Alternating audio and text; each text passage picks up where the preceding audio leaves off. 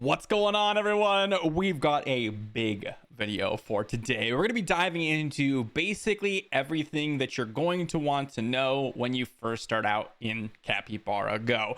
There's a lot in this game. There's a lot of game modes. There's a lot of things you won't unlock. And there's a lot of things that you can do to minimum and maximize your account as you go along.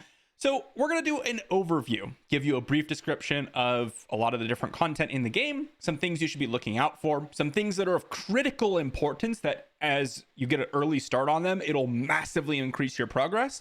And then of course, some tips and tricks. This is not going to be able to describe everything in this game. There's a lot of intricacies, a lot of certain things that you'll want to pay attention to. And that's why there are separate videos for each individual topic. Take, for example, the build you're going to want to go for, which we'll dive into a little bit more in this video. But there are multiple videos on multiple different weapons and builds that you can go for, and each one is going to give you different effectiveness and different content of the game. So, with that said, a brief overview of all the content is what this is focusing on, with a couple of critical things that you're going to want to think about, and as they pop up, you'll know about, so that you can at least get maybe just that little bit of extra bonus in your account. I want to add at the very end, I'm going to talk about spending tips. Everything else in this video is applicable to spenders and free to play. For the spenders, I'm going to have a little separate section at the very end on prioritization of spending. Of course, if you're a mega whale, you just throw your money out there and you're probably going to progress. That's how these types of games work. But let's dive into our first topic for today. The very first piece of content the game is really going to introduce you to is the chapter. And it's kind of denoted on a couple places on the screen here. As you can see from the top, I am on chapter 181. If I click this little travel button, which you'll get access to later, am able to quick travel, essentially utilize my energy on previous stages that I've completed. But this isn't really what you're going to be used to. You're going to see the start button, and this is where it's going to be mainly focused in on in the early game. This chapter is going to be the major area of progression that you're going to want to be focusing on, because as you get deeper and deeper, you're going to get unlocking more viable options in terms of your AFK progression and in terms of your automatic energy usage through the travel system. It's just going to give you more gold, more resources, and overall better progression. A few things with the chapter system in normal chapters, really, your goal is to focus in on damage for the most part. If you're lacking a little bit of survivability, you can get that through other things, but damage is really where you're going to want to focus on. You're going to get a ton of different skills, and my general thought process for beginners is to try to pick up the dagger spaced skills, because they're just going to be more universally applicable in the early game. As you start to develop your build, you're going to start to notice certain skills that are going to work really well or really poorly as you go along, and that's something that you're going to want to keep in mind. In terms of these three stats, attack and HP are way higher prioritizations than defense. It's something to kind of keep in mind. But it's not just you're going to get access to the normal chapter. In the very early game, you're going to have access to the normal chapter, but there's also the hard chapter, which I'll do a little brief touch up because it's going to be some time before you unlock it, a couple weeks, months, etc., depending on how much you spend and all that. The hard chapter is going to be obviously just a hard version of the normal chapter where you get to invite other players to do.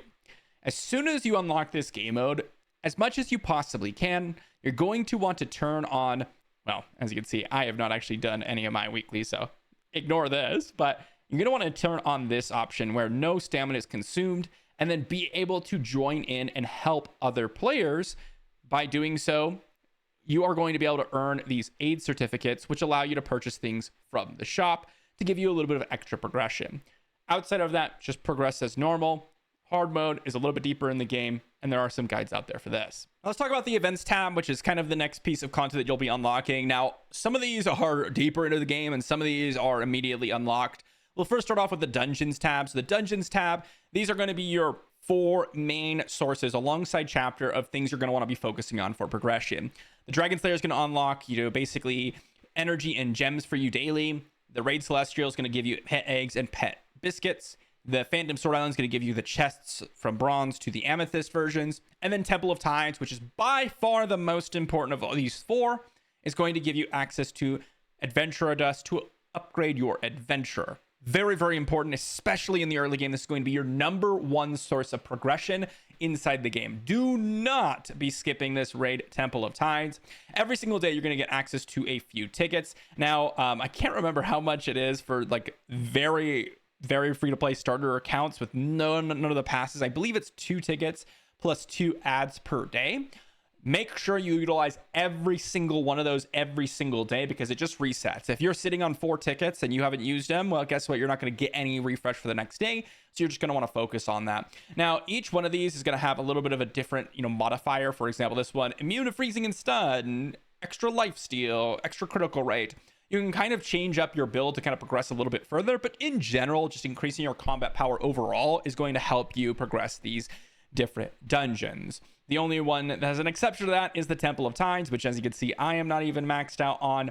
That is because this one takes a very long time in comparison to the top 3. So just focus on kind of getting your combat power up and doing these at least every single day. And once you've done them in the challenge mode, you can sweep the previous stage. So just if you hit the challenge button and you fail, it doesn't consume your ticket. So just run it like 7 to 8 times, even if you don't know what you're doing. Let it auto through. And if you still can't beat it by the 7th or 8th time, just sweep the previous stage. That way you get the most rewards possible. Because as you can see, as I go down in the reward tier, it reduces the amount of energy and gems. And the same thing applies to every other one. You get less rewards for the lower stages. In the challenge screen, this is another thing that you're going to want to be doing every single day. The first is the tower challenge. This one just recently got an expansion of stages, which is fun. So I've got more to grind too, even if I was close to the max cap here. You're going to get a bunch of these little tickets every single day. The only thing you should be doing with this is just hitting challenge. Again, when you hit challenge, it'll kind of go through and try to beat the stage for you. You're going to get a refresh of these tickets every single day, up to 10. And there's going to be a point where you're not going to be able to progress anymore, and you just spam your tickets and hopefully that you win one. You're going to get a bunch of books from this, which is very, very important. So just progress as far as you can. This one, again, you can modify your build to progress a little bit further in, but that's for a later time. Your dungeon dive, this is something that you really want to focus in on and do every single day, because it's going to be the main source of horse shoes for your mount upgrades. You're also, and as a little side note, there's going to be some tips about gem spending. This is one of those places where you're going to want to spend the gems to get the 2 daily vouchers every single day. It's going to be in a situation where you're going to be able to progress very quickly in the early game, and you're going to be able to progress 3 to 4 to 5 floors every single day until you get to the very, very later stages, and then eventually, over 1,000, and then into ultra end game, when you won't be able to progress many stages at a given time. Even then, the gem expenditure on these extra tickets is going to be really valuable for the extra horse shoes. Just make sure you're challenging every day. This one's, a little bit unique in that each floor has its unique modifiers. And as you hit challenge, you're going to be equipping skills as you go along. So pay attention to those modifiers and equip skills that fit your build and also fit the modifiers of that specific stage. The goblin mining, this one is pretty straightforward. You literally just press the boxes, and then as you find the little statue, you click on it until you go into the next stage. You're going to get access to spirit stones, generally pet eggs, and then these goblin miner little voucher things. When you collect 30 of them, you can go ahead and do the transport. I've seen a lot of people collect a bunch of them, so you can do a huge, massive, like times 50 in one go. Don't need to do that. Just use them every single day. You're going to be able to get the progression as you go along, which is nice. The pattern in which you want to mine these is actually reasonably complicated. There's a min-max version of this, if that's something that appeals to you.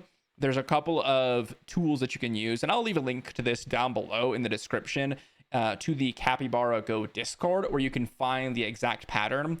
The kind of base level, little bit of extra maximization, but it's very simple pattern to remember that helps you find the statue faster, is this square, this square, this square, this square, and then these 2 right here. That's the pattern I do every single time. And then after that, I just mine until I find the statue. Since the statue could be a 1x1, 4x4, or 2x3, it is really, really important that you follow these. I shouldn't say really important. It is helpful if you can follow those strategies to maximize the amount each one of your pickaxes go for, but it's not really that huge of a deal. Next up is the Gulu Mine. This is something that is reasonably newer content, so I believe it is something you're going to be unlocking a little bit later. But generally, similar to everything else, you're just going to progress as far as you possibly can. For this, you can't necessarily get a whole lot of extra tickets in, but this is going to be a major source of gems, which are modifiers to your gear, which we'll talk about in just a moment. You're just going to use your tickets, okay? Even if you stack them up for a while, that's totally fine because you cap out on 10. So you can go, quite a few days before you max out on tickets. This one you have to do with other teammates, and sometimes your teammates can carry. Again, you can kind of randomly queue with someone that's way stronger than you, and that can be really useful to kind of keep on progressing throughout the stages. So you can keep attempting the next stage every single day to try to get that, really strong player to help you carry through for the most part. And that can do some really, really good work. But in general, you just kind of want to use this to make sure you can get your keys, your gems, and everything, and just don't cap out on it. Again, this is one that you're going to unlock later on, so just a small touch on that. The next three are, the next two are kind of dependent on whether or not you really, really enjoy some of these game modes. There's the arena mode, which you're going to want to do because you can get some extra chests, some extra gems, and things like that. And of course, playing an arena counts as progression for certain other, special things in the game, like certain growth events or certain, special events that show up that require you to play arena. So just play it, just kind of find someone that's similar to lower combat power than you and just battle them if you don't care about arena. This is something that you really don't want to focus on until the mid portion of the game. If you're someone that really enjoys arena, that's when you can start shifting your build to try to beat arena, but just utilize all 5 of your tickets every single day because they do refresh. The seal battle, this is a nice one to get, a decent amount of extra resources. As you can see, you can get extra gold, extra chests, and things like that. And you can see kind of the skill preview that it's allotted. This is just something that you're going to want to go into and pick skills that match your build. Every single build generally out there that does a build guide, for example, the build guides I've done, highlight a few skills that are really powerful for your build. And then also, if you want to do a full in-depth, a lot of that stuff is on like the Capybara Go Discord, which again, I'm going to link down below. So you just select those skills generally, and those ones are going to be the most powerful for you to get as much damage on the boss as possible to get you the most rewards as possible. Lastly, the martial arts tournament in terms of the events tab. This is the most important out of all of the events I had mentioned. Now, if you look at the little question mark here, this does not open until you've had a 14-day timeline on your server and have reached chapter 51. So it's going to take some time, but I really want to mention this one because this is the #1 most important event to focus in on. You don't necessarily need to participate all that much, but it's basically like another subsection of arena. Use your tickets every single day. Doesn't matter if you win or lose, really. But then as you go along, there's going to be certain times after your initial, what they call the elimination rounds, or after the initial qualifying rounds, there's going to be the elimination rounds. These elimination rounds divide up players into groups of 8. You can place bets on who's going to win that group. And then after that, you can place bets on who's going to win the entire tournament. Now, there's a little bit of a description here, and as you see it, you get a little bit more kind of knowledge on this, but here's the qualifiers, here's the elimination round. You can click, when you hit my predictions here, you can choose someone who's going to win and who's going to lose, and then you can hit guess by using these little dice. It's really important that you do this. Even if you don't know what to guess on, just use your dice, okay? There's a bunch of guides on this out there when you unlock this. And the reason why I want to specify this is because in the shop here, there is a item, the divine weapon cubes, which are so critical to your progression, and they're time gated through the martial arts tournament every 2 weeks. So you can only get 30 and you need 60 to get a double S. Double S equipment, which we'll talk about more, are some of the biggest upgrades you can get.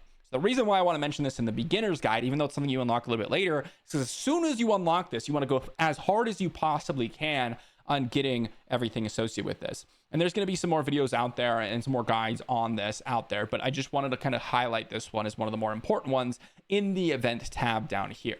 But that kind of gives you an overview on kind of the standard content within the game. This is a lot of stuff that you unlock very quickly within the game and are able to progress relatively quickly as you move along, with the exception of potentially the tower and the Gulu mine, as well as the Temple of Tides. Those ones are going to be some long grinds for a lot of people. So I just talked about the events tab, like the actual tab on the bottom right of your screen, but I want to mention some special events. And these are really going to be something that kind of comes around in cyclical moments. For example, as of recording this video, we are just about to enter into the anniversary event for this game. By the time this video is posted, I'm sure that the anniversary event is actually live in the game. But it doesn't really matter what event is going on. For right now, it's the Underwater Adventure. Now, the Underwater Adventure, it has some mechanics to it. The reason why I want to mention this, it doesn't matter what the mechanics are. It doesn't really matter what the rewards are. But these are events that you generally want to do as much as you possibly can. Now, a lot of the missions are going to require you to, log in a certain amount of times, participate in tower challenges, the challenge arena, or whatever it is that you need to do. Just make sure to do the things in the game. Just play the game and you'll get access to more resources to use in the event.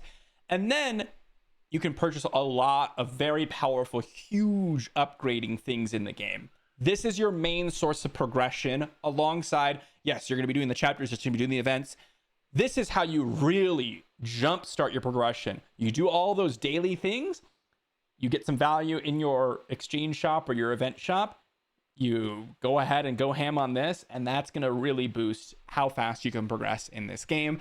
So really make sure that you're paying attention. Usually the events are denoted in the top right corner of your screen in kind of its own little separate box. You kind of know where it's at. And usually I do a quick video kind of highlighting the events. So if you guys want to check that out, subscribe down below and I will give you a little update on the events that are coming out here as they come out, some things to focus on and things like that. Now, while we do have the event tab and the special events in the top, there are some events that pop up on a regular basis. For example, one of them is going to be the Capy Gacha, but I also want to include the Big Adventure, the Treasure Team, and the Mystic Sea events, which are not live in the game right now, but I want to touch on those as well.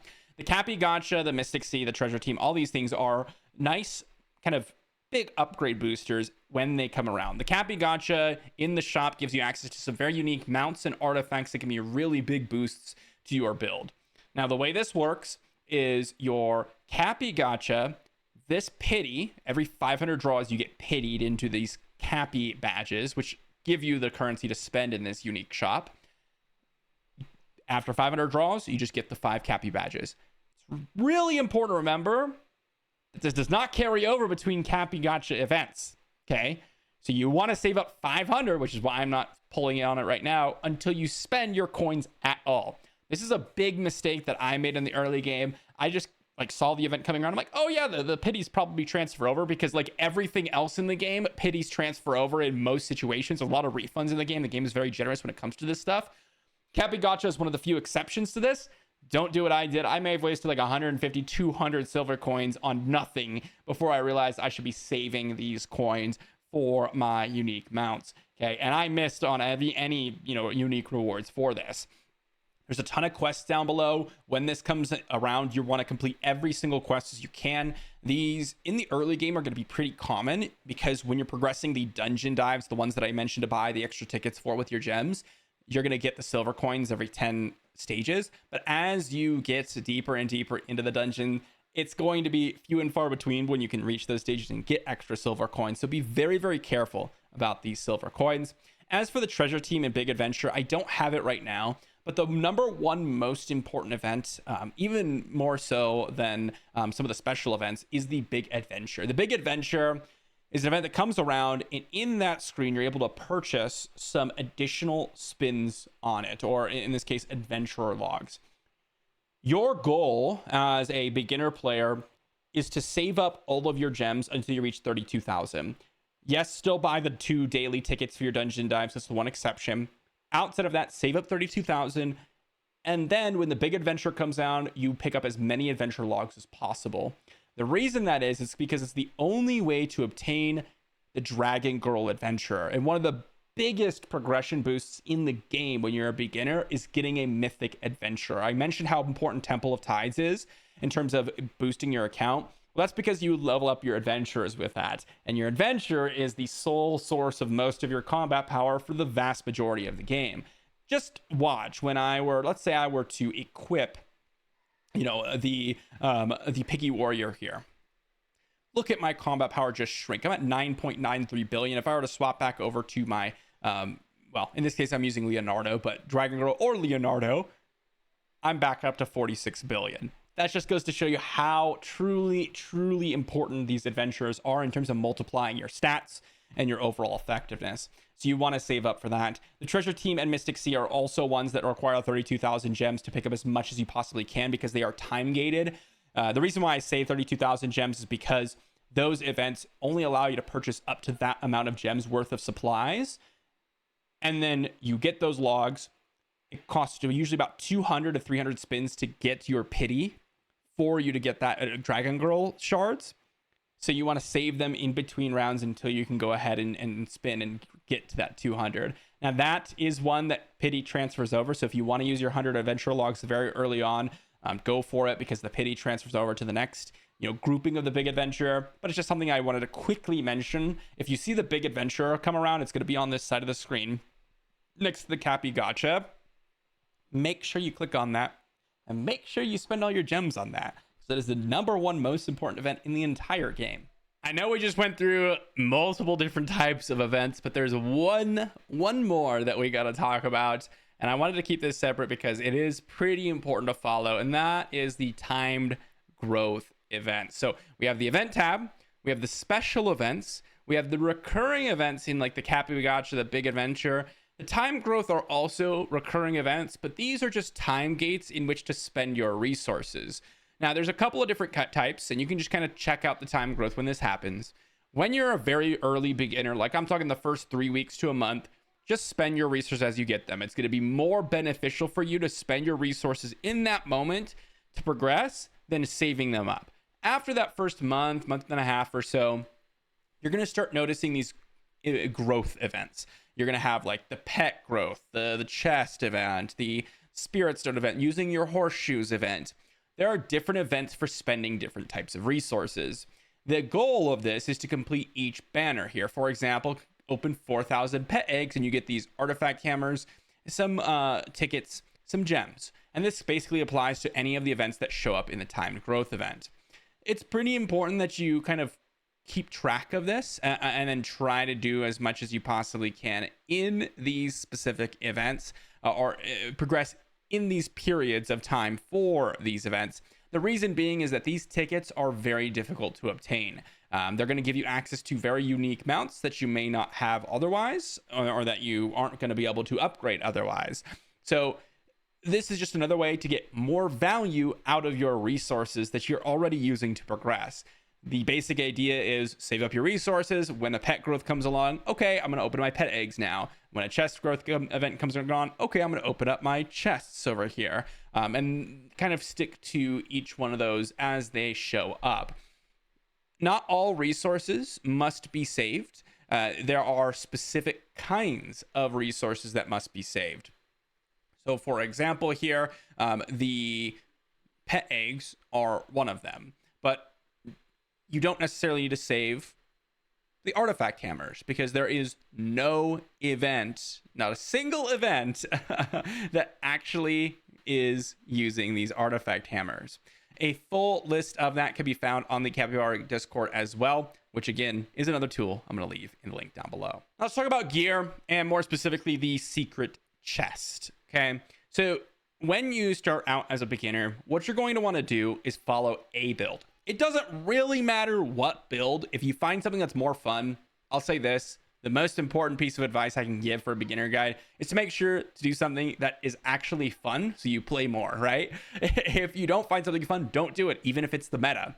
For me, I actually really enjoyed the Sky Splitter. I've played a couple different other S rank weapons, and I enjoyed those as well. But the Sky Splitter is one that I've just enjoyed using for me. So I decided to use the Sky Splitter. As long as you follow a build and kind of just keep on that path, you're going to do decently well. The really, really tough part is when you decide to follow a build and then swap it to another build and then swap it to another build and constantly kind of progress a little bit into each one of these builds, but then don't actually get a good ground. One great reason to follow a build is because of the secret chest. You'll find this in the little shop area in the bottom left, but you're going to get these legendary keys. These legendary keys are some of the most important ways to progress your account because they upgrade the tier of your gear. Now, in the limited secret chest, there's going to be a banner.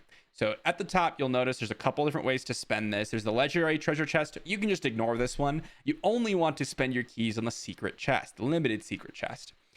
With this limited secret chest, there's going to be a specific banner that's going to include the Blade of Justice, the Judgment Ring, and the Bloody Grail. This is the only banner that contains the Bloody Grail. This is the banner that generally I recommend using your keys on because it's going to give you the most applicable items for the most applicable builds and then gives you a starting point for a weapon to use when you reach that weapon to mythic tier, you can swap that weapon to the weapon you're wanting to use. So if you're going to swap, just swap after you get your mythic weapon. That's kind of the idea here. There's a full guide on beginner builds and beginner banners and more explanation on that. But generally, focus on the limited secret chest. And remember that this banner rotates amongst 4 different banners. So make sure you're spending on the right banner with your legendary keys to get access to your gear that you want. I talked a lot about this earlier, but adventure, it deserves its own separate category. Like I mentioned in the events, when we talked about the standard events that you're going to be accessing earlier on into the game, you use this adventure dust to upgrade your adventures. One of the big things about it is, and one of the reasons why the big adventure, when we talked about earlier, and getting the Dragon Girl is so important, is because if you look here, each of these adventures kind of translate and multiply your stats. So for example, a Piggy Warrior gives you a little bit of HP, a little bit more HP per stat of HP that you have. The same thing applies, and as you go up the rankings, like the Panda Warrior gives you that HP plus the strength. The legendary one gives you a little bit more, and then the mythic ones give you that much more additional stats on top of everything. That's the really important key factor. Because they're multiplying the HP and attack and defense stats that you're getting, it's really important. Not only do they do that, but they also have unique adventurer skills. And as you upgrade them, just straight up any of the adventurers, they're going to give you more and more attack HP and all the other different associated upgrades with it. This is really important to make sure, and also make sure to activate the adventure, okay? Swap to the adventure. Make sure you hit the little appearance icon and you actually have that adventure as your active adventure. I've seen a lot of people where they're upgrading an adventure and then they didn't actually hit the appearance button and they have not actually attached that to their Capybara and actually are utilizing. There's ways to modify the appearance and use a skin on top of your adventure, but make sure you at least activate the adventure in the adventure screen to get the bonuses that you're looking for. Another really important thing about the adventure is that you, as you get later and later on in the game, you can also upgrade other adventurers for more stats. And there is a way to transition all the upgrades on your Dragon Girl to another adventure, which is the reason why I really, really want you to focus on the Dragon Girl itself. Because as long as you keep one adventure upgraded to the max, that adventure can be transitioned into other adventurers' power level. And that's a whole nother separate system that there's another video on that, like I mentioned, about a lot of the systems in this game. But just as a kind of, I guess, way to settle your maybe second thoughts, you can prioritize upgrading Dragon Girl and have it actually upgrade your entire account. So just make sure you're getting those upgrades in when you can. Alongside all the other upgrades, we've got pets. So pets are some things you can deploy inside of a lot of the content in the game. There are 3 pet slots. You can find the little pets tab on the equipment tab and then this little egg icon here. The way this works is you have the pet eggs that you spend to get most of the resources that you're going to be utilizing for your pets. Now, there's this little level. As you open more pets, you're going to get a higher level. It's relatively quickly to get through the tiers, but it's actually pretty easy to get mythic and immortal level pets. Honestly, unlocking them is not the tricky part. It's upgrading them that becomes the tricky part. One very, very important tip is that you should never, ever use a times 15 summon for your eggs. Why? Because it just gives you less eggs than the times 1. Over here. So don't do the times 15 times, do the times 30 egg expenditure. If you multiply it by 10, that doesn't matter.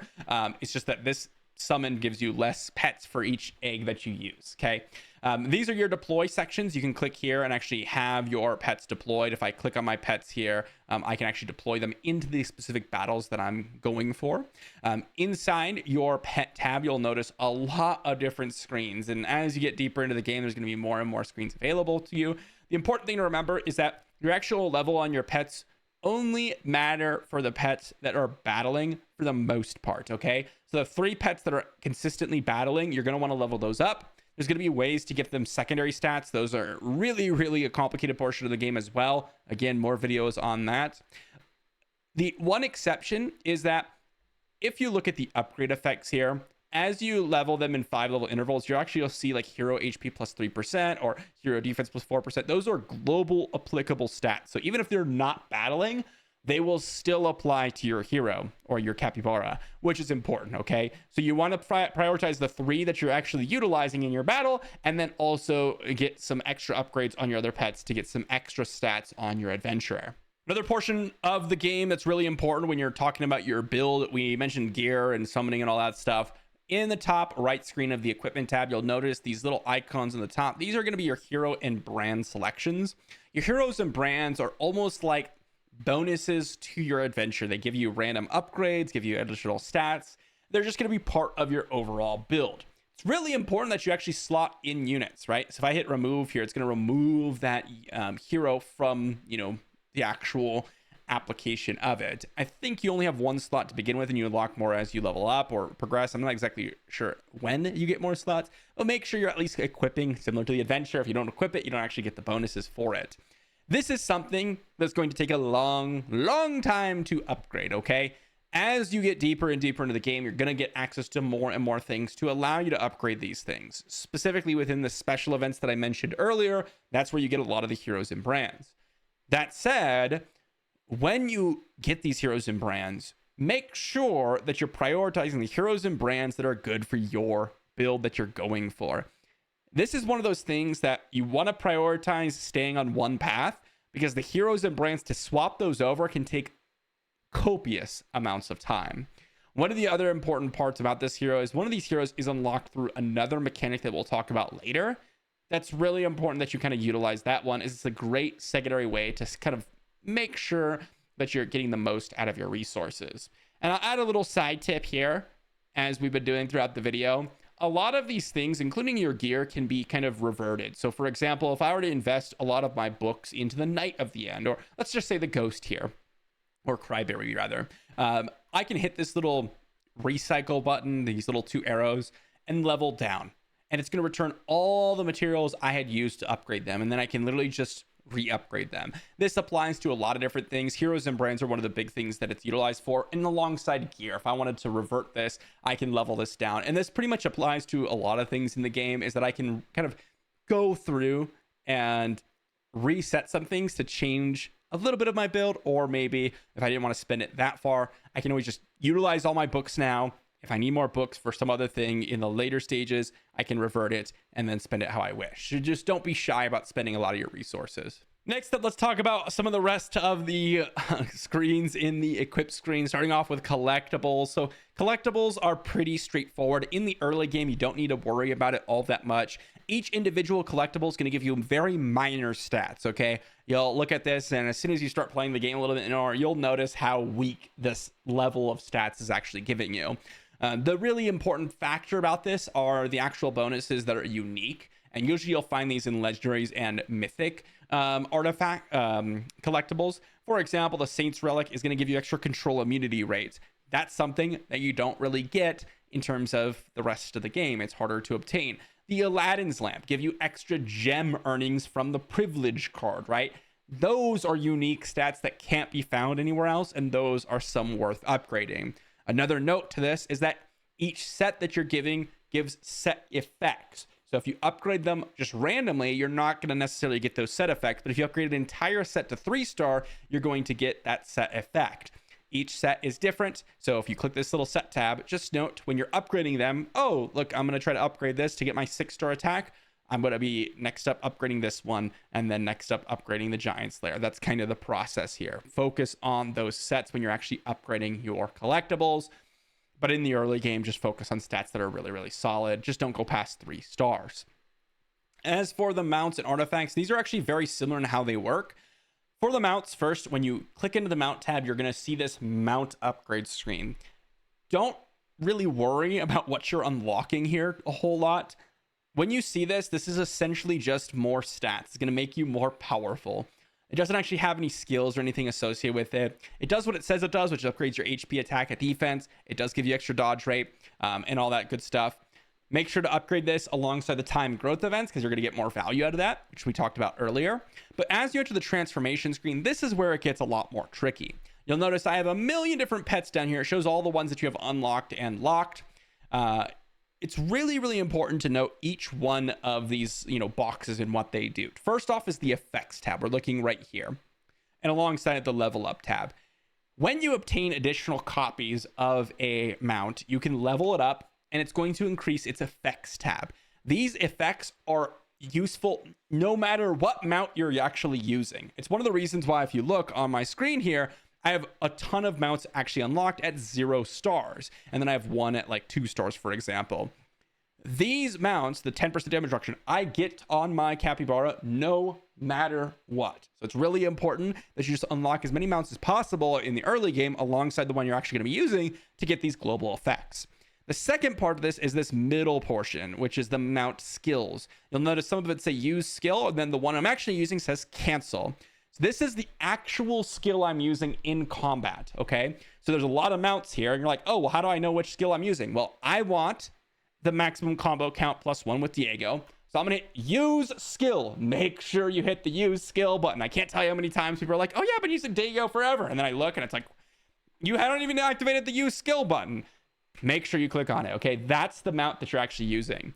At the top, there's going to be speed and ignore suppression. Some of the stats can be confusing, and usually there's a lot of videos out there that kind of explain it. Just real quickly, speed's going to help you go first, and ignore suppression is going to ignore the damage reduction that, you know, PvP mounts are going to get, so you can actually do more damage to their mounts. Just a couple little stats there.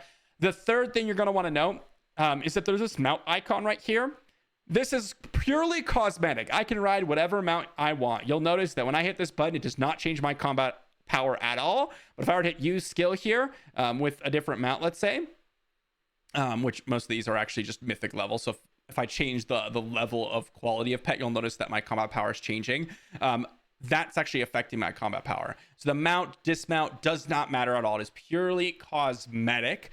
When you hit the Awaken tab, this is where you're going to see the riding skills. So this is upgrading, and it'll upgrade your speed and some life inheritance, some more ignore suppression, and eventually ignore this ability itself.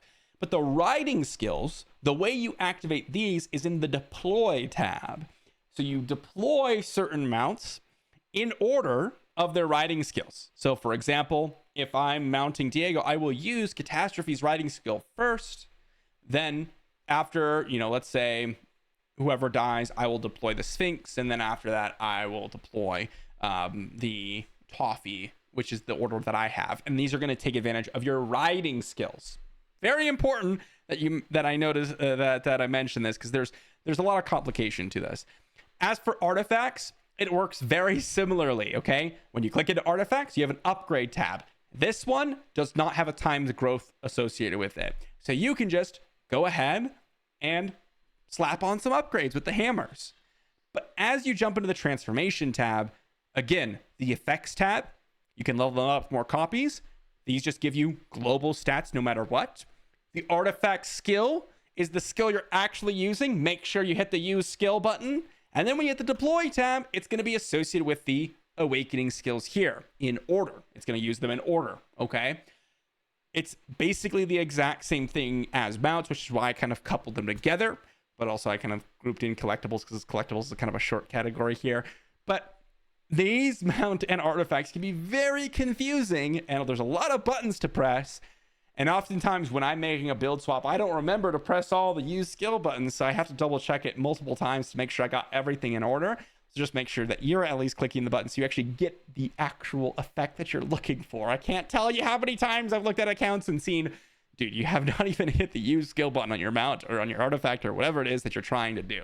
Now, as the last tab in this equipment screen, we have the specialization tab. This one is not necessarily a super early game thing, since it only unlocks really when you unlock the hard chapter mode. This is where you're going to get some extra upgrades. In general, this thing takes so long to upgrade, you don't even need to really worry about it. For the most part, my kind of idea here is pay attention to the inheritance enhancement. Some of these enhance certain skills as you put more upgrades into them, and it will change how these skills are utilized. And at the current moment, we cannot refund these. Sometimes they're actually a detriment, okay? So be careful about which skills you're upgrading. Generally, most of your upgrades are going to be done in the general tab, because this is where you're going to get the specialization points, which are much easier to obtain. Little bookies here are obtained usually through completing unique stages is most of the time when you're getting, but you can also get them in other ways. And there's a little specialization tab at the top. Just by upgrading any box, you're going to get extra attack and HP. So what my general game plan for this has just been upgrading the ones that are the cheapest, right? And just go in order, right? If I'm going in order, I'm just going to get more stats, and I'm going to get more specialization levels, and I'm going to get more global stats.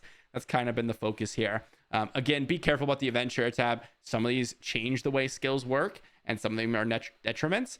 The main goal, of course, is to reach deeper into the tree to get some really powerful upgrades, especially at the very, very top when you can upgrade some major bonuses. And of course, the daily reset just happened. So let me just go ahead and claim that upgrade as I'm recording here. Next up, we've got the inheritance screen. Now, when you first start out as a beginner, this is going to look a lot different. It's just going to be a little upgrade button where you upgrade attack, HP, and defense. Generally, you just kind of keep progressing that until you're able to get to the inheritance screen, okay? And most of the time, you're going to prioritize attack, then HP, then defense to get the most value. But eventually, you're going to get to the inheritance screen. Now, this is where a lot of your upgrades are going to kind of take place, okay? Each one of these inheritance has specific bonuses for specific, weapons and strategies. Generally, however, the ghost inheritance is going to be the most important one. So if I can give you one advice, just progress down the ghost inheritance path. Or if you have a build guide that you're following and they recommend something else, great, go ahead and follow that build guide. But it takes a lot of time to invest your books and other resources into it. One thing to note is when you upgrade the highest tier of a certain inheritance, let's say I have the skeleton at tier 4. Right now, ghost is at tier 4. But let's say I had the skeleton at tier 4. It's going to make every single other tier, with the exception of dragon, which is a later game one. I'm not even going to worry about that right now. All of them are going to be much less time to upgrade. So just something to kind of keep in mind as you're going along, because it does take a long time. Another note is within here, these side nodes are applicable to your account overall. The middle nodes are the ones that are only applicable to the current active inheritance. How do you activate it? You literally click the little icon just beneath it. It's really important that you do that. Again, same thing with mountain artifact skills. There's a lot of people out there that haven't actually activated the inheritance. So make sure you click on that, please.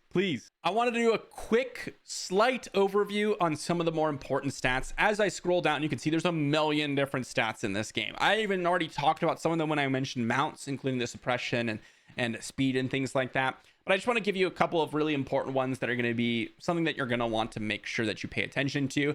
Let's start off with crit rate. Crit rate's broken up into multiple different versions. Crit rate just gives you base crit rate across all things. Weapon crit rate gives you, again, more crit rate.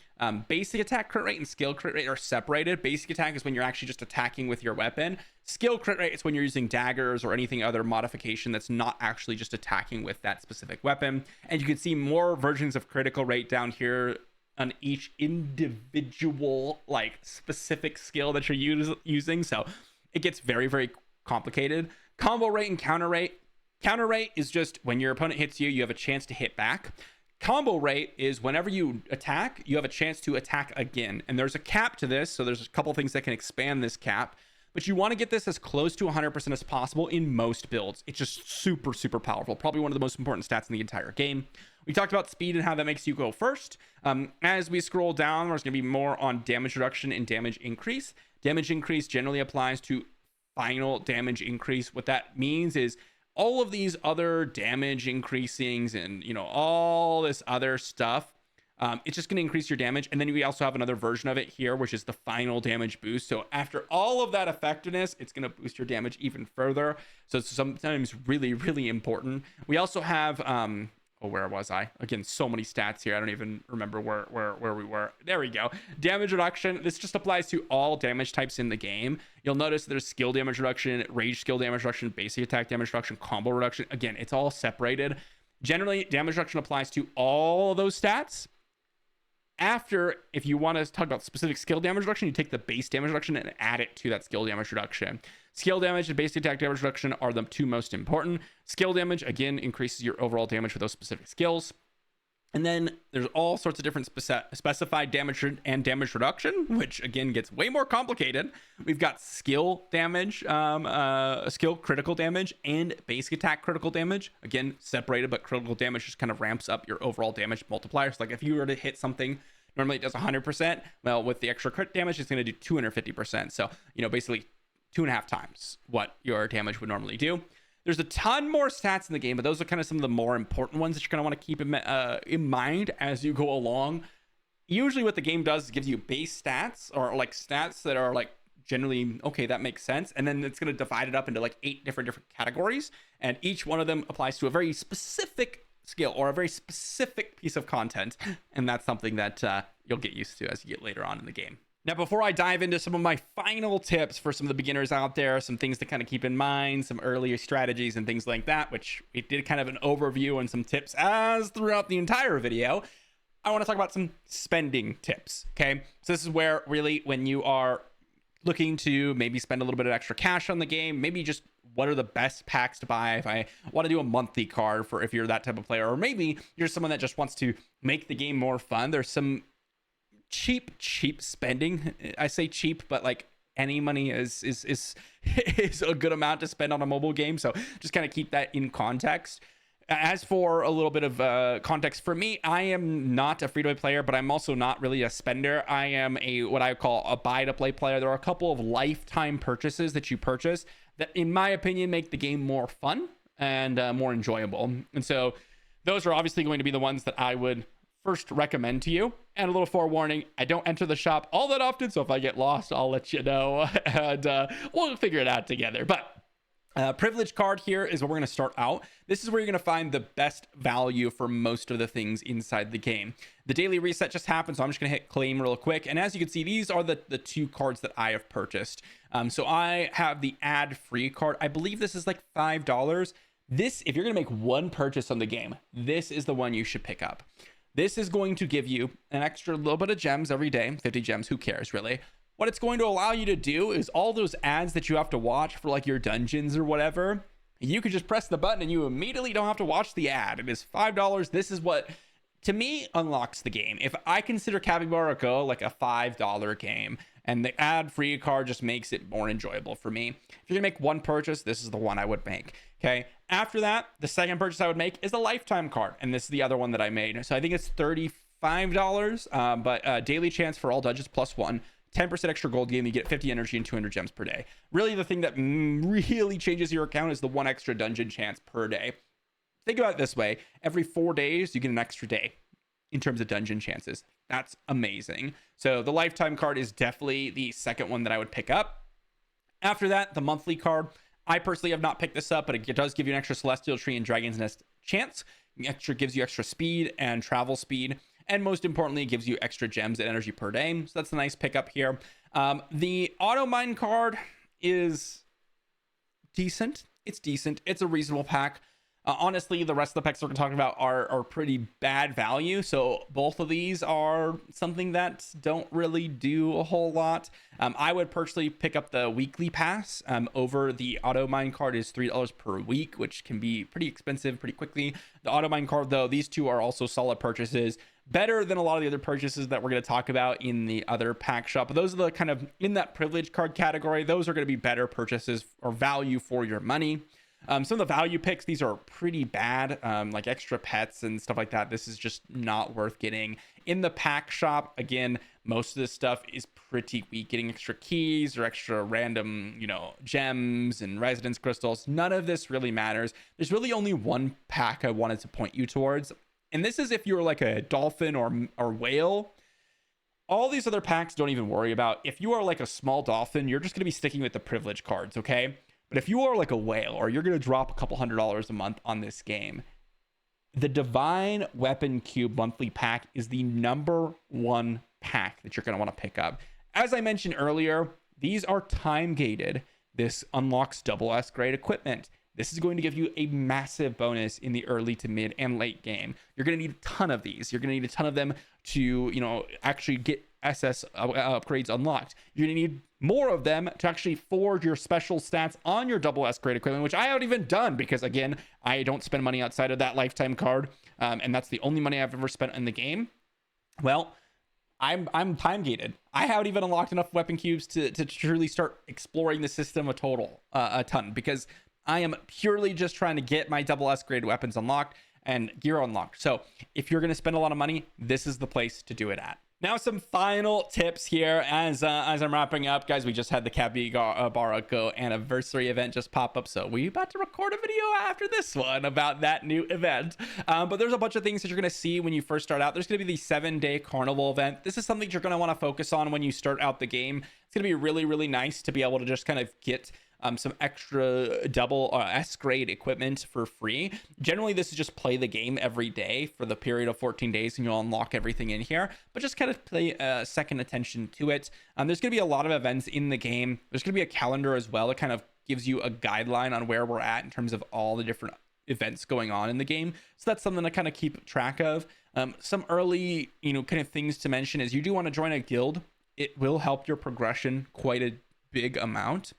And also on that note, when you're going through and you're just kind of playing out the game, just play the game. More so than anything, there are a lot of people out there that are like, oh, I don't know if I want to like upgrade this because I don't know if it's going to like stall this and do that and whatever and blah, blah, blah, blah. Generally what happens is if you are waiting to use something, you are probably going to forget about it and not use it, or you waiting is going to cause you less progression than if you had just spent it, especially in the early game. Okay, so everything that I mentioned here, I gave you a little bit of an overview, some things to just kind of keep in mind, some systems to get used to, and some tips and things to pay attention to.